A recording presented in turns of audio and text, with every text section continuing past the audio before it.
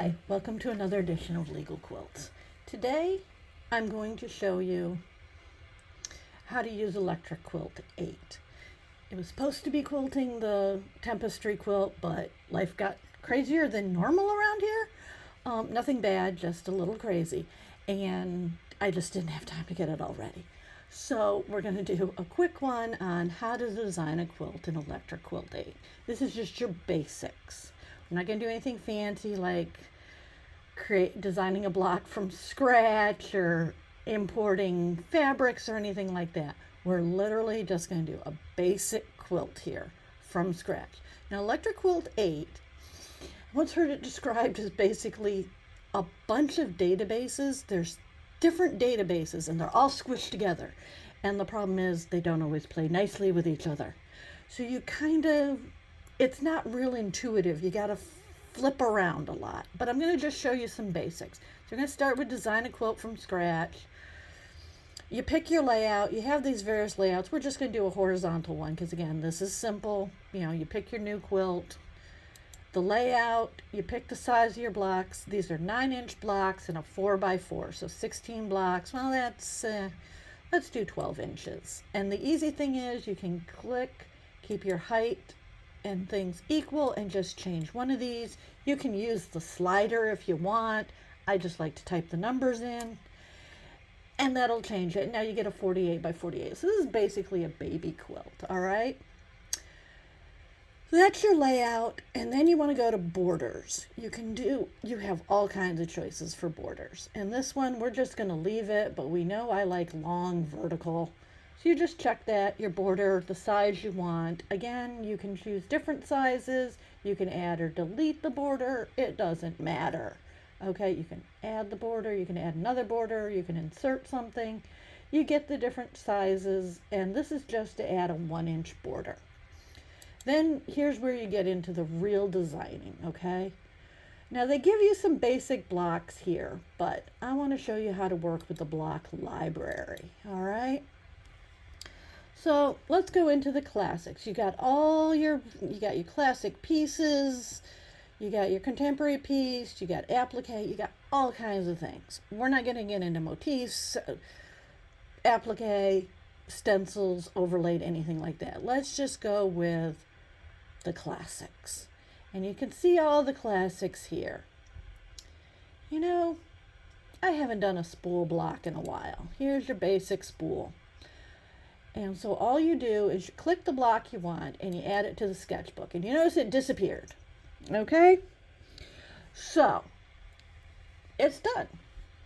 All right? You can search for a block. Say you want to do, flying geese. You can go in here, search, and it'll give you all the flying geese ones. So you've added the one you want to the sketchbook. And you come over here, spool. And we're just going to make this all spools, all right? You can actually, oops, missed one. And you just click it on there. This is what I don't like is if you mess up, you mess up, okay? But you can always, there's this go back button that'll take it back, and you can keep hitting that to the last time you saved it. And we'll talk about save in a minute. But we're just using one block here. Now you can rotate the blocks. Say you want them all sideways instead, which makes a different pattern. Or you want every other one sideways. The thing I don't, I'm leaving that. The thing I don't like about EQ8 is, you got to click on each one, and sometimes that messes up. I think I'm going to leave this because I kind of like that. It's not quite where I would go. I'd probably add another row on each side to kind of get more of this central piece, as you can see. But you can do that. You can go back to your layout and add number of blocks vertical. You can just add one more, I think. Did I do that? 1, 2, 3, 4. No, I wanted that 4 that way. I wanted it this way. Okay. And then you go back to your design and you've got this. And so you go back to your block, set block. You always set block. Go back to your set block, add that in there, the row, and then we're going to rotate every other one. So now you've got more of that circle. Well, you're still going to have the end anywhere. I like this though because you see, whoops, sorry, you can see where we've got this secondary pattern coming in. See this kind of diamond in here, and then you've got a diamond here, and it kind of circles around here with this color. So I kind of like that one. And it's all done with the same block. And spools are really simple, all right? So you've added the block tool. Now we're in to, they give you the colors, which you can stay with, especially if you're using something like this. Just substitute in what you want. You can either use fabrics or colors. Let's, though, go into our fabric library. Your EQ8 comes with various fabrics, okay? And they have the manufacturer's basics in here, all right? Look, Island Batik Blenders, Moda, and of course my personal favorite, Stonehenge. Let's see this in two different Stonehenge colors. Let's do this deep purple, add to sketchbook, and then how about this? Do you want the robin eggs blue? Let's do a couple of these, and here's why. I'm going to show you something. That blue and that blue. All right? So now we've done that, all right? And unfortunately, for some reason, and there might be ways, EQ8 has all kinds of videos out there, all right? If you buy the program, you can also take classes. There's workbooks that really tell you how to use this stuff, all right? So what we're going to do is, you see where all this orange is? We're just going to choose, you can do paintbrush, so you could make each of these different, and you'd have to click on each one. If you click wrong, it's all a mess, okay? But since we're only doing two colors, we're going to just swap colors. So we're going to make the orange the dark purple. Wow. Okay. Now I'm not sure which blue I want to use, so we're going to do it with the light blue first, which makes it interesting. Say you don't want to do that one, you want to do the dark blue. Well, you just switch it and choose it. And you can save each one of these. So say you want this, you want to save that one, okay? Just go over here to, you see this plus button over here? Save, okay? And it's going to ask you to save it, and we're just going to call this, whoops, I keep hitting my cord there. We're just going to call this, let's see, Turned Spools. I know, not the greatest name, but it works for me. Okay? So there you have it. And then you want to change it to see what the dark blue looks like? Well, just add it to the project. And now you have these, and you can go in and you can edit them. What if we put this here? Wow. And then you can do that. That also makes something interesting. And then you wanted to put the dark in where that is. That's also an interesting one. And you can just play around. This is where EQ8 is really great, is if you want to play around with colors, turning your shapes, that sort of thing, okay?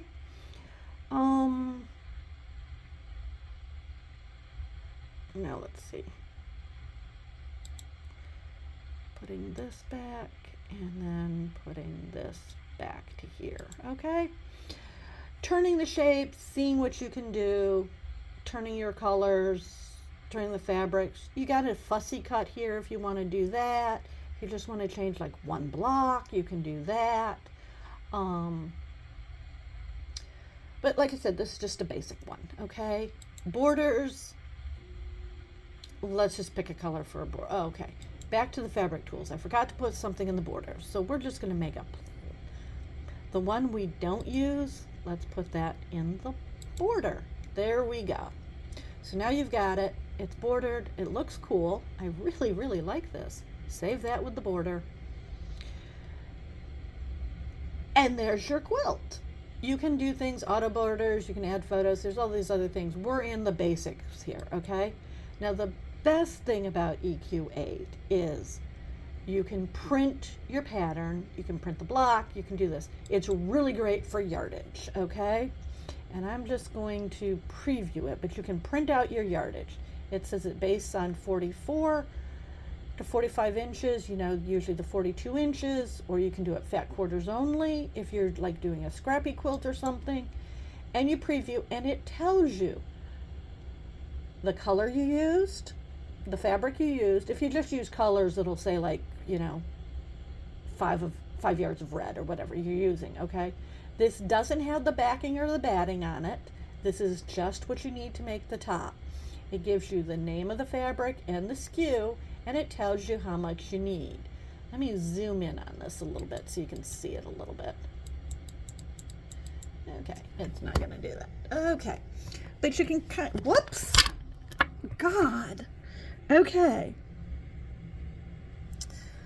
Moments here. All right, but you can kind of see that the quilt is, you can see it'll tell you of the purple you need 1 5/8 and 1 something 5. I can't even read it, but you can print this off and you can read it, and it's really great. And you just close that because we're actually not going to print it, and close that. You can also pick a block, and I'll tell you your block width, and you can print your block so you see what that looks like.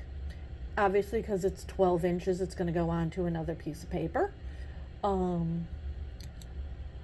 But what it'll tell you, it'll give you your templates too.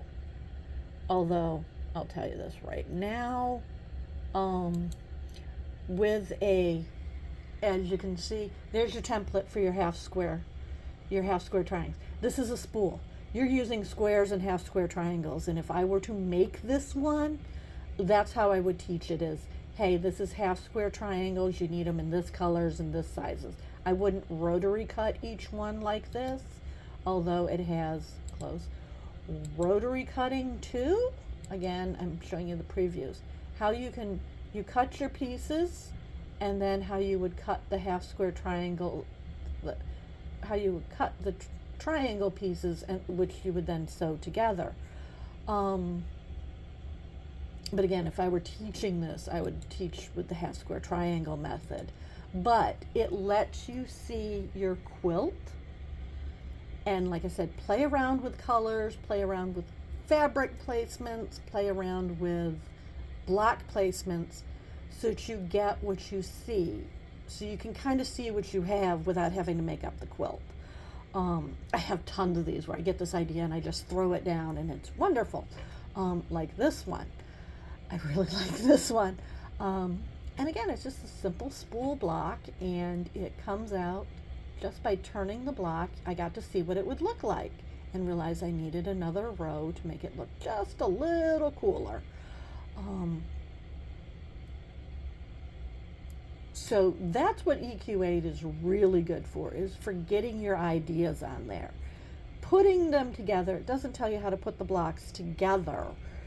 And it doesn't tell you the best method. Like I said, it's got the template and the rotary cutting, which I would not do. What it's good for is, again, the yardage and getting to see what you are. Now, it's a little pricey for just doing that, but I think it's worth it. And so I would strongly suggest you get EQ, if you want to do more than casual quilting, I would suggest you do, getting EQ8 just to play with. It, like I said, it's a little pricey, but once you own it, you own it, okay? That it's not a subscription service. You can add quilt designs to it. You can there's all kinds of add-ons you can buy. And like I said, there's classes and everything.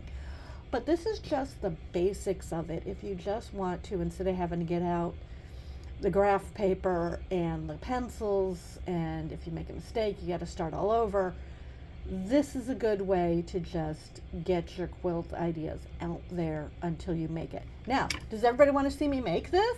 If you do, let me know, and I can pick this up when we finish the Tempestry quilt and the Bargello quilt. I can just start doing this next. Let me know in the comments, all right? So that's it for this edition of Legal Quilts. Next time, I promise we will quilt the tapestry quilt, the ocean sea surface tapestry quilt. I've got great things going on that. It's going to look wonderful. You're going to love it.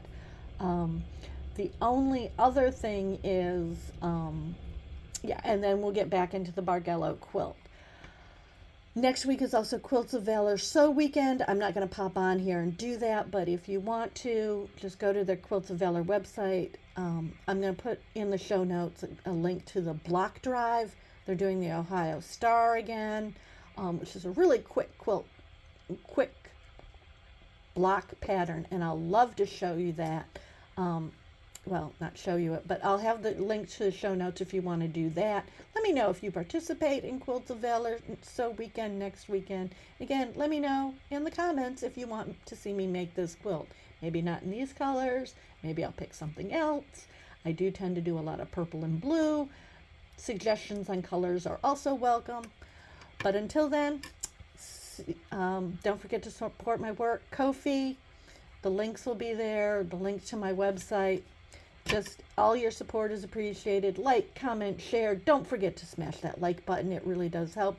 Constructive comments, always appreciated. I know I'm going to get some on where the camera fell in the middle there, and I apologize for that. But remember to keep your comments constructive, and I will see you next time.